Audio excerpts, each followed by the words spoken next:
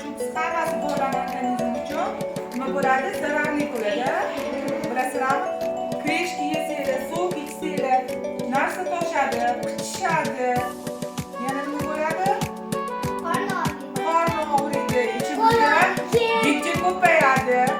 Gijjani ko'paytiradi, birinchi o'chiribdi. Tomog'inglar og'riydi, kasal bo'lasizlar, yo'talasizlar. Молодец.